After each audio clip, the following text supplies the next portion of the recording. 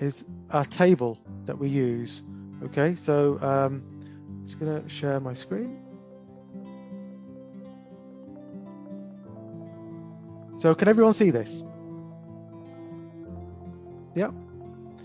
So this is a table that you're going to see throughout.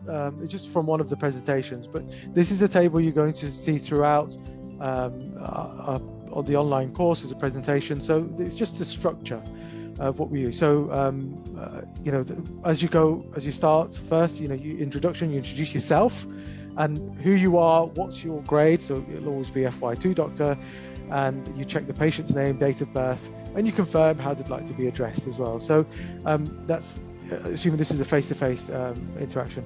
And then presenting complaints, you always start off with an open question. So things, you know, these are just examples. Can you tell me a bit about what's brought you to hospital today, or if they're in general practice, how can I help today? You know, you clarify the reason for their attendance. And one of the things is, as you're going through history of presenting complaint, you're also, as Saman did very well, you know, you're clarifying and summarizing as you go through the consultation. So, you know, I understand that you're having pain in your leg, is that right? So, you know, you're clarifying exactly why they've attended, and then you ask an open question. So again, can you tell me more about it? So you're inviting the person. It's usually what we call a golden minute. So within that first minute, you often find patients will tell you a lot of the information is within that minute. You know, and you know, you try and maximize that and listen. And we always say, you know, you need to have the right body language. You're sat upright. You've got an attentive posture. You're not fidgeting. And this is why we say it's important for other people to see how you consult, and for them to tell you, either do that by filming, or, you know, giving people to, you know, ask them to really look at how it is that you behave in a face-to-face setting, because some people have mannerisms that they don't know. So they might be, you know, twisting their pen, you know, especially if you're nervous, you know, you might be fidgeting. Don't do it. So, you know, you want to focus on the patient directly in front of you.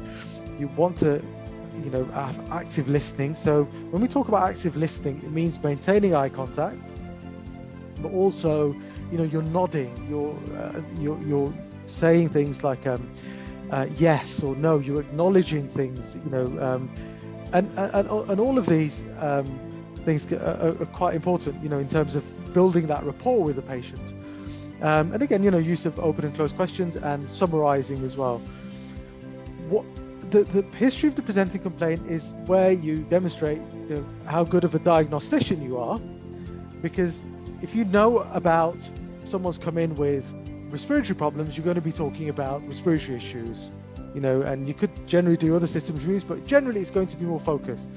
So you need to ask the red flag questions in this bit of the history taking section. You know, you need to say, for example, in this stage, you know, so someone's come in with a TIA, a weakness, you need to establish that weakness isn't ongoing, because then you need to be thinking, hang on, this isn't a TIA, this is an actual stroke. This is a patient who's actively got, you know, it happened half an hour ago. If someone's got chest pain, or if someone, you know, you need to be asking specific questions with regards to that.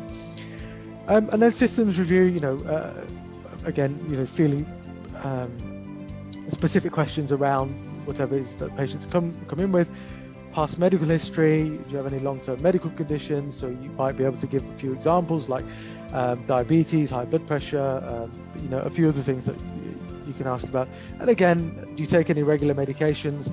Are you allergic to medications? And this is, again, the other thing is it's also talk about compliance here as well. So if someone says, yes, I'm taking, I don't know, an antidepressant medication, for example, or I'm taking aspirin, say, are you taking those regularly? So just make sure that compliance is okay as well.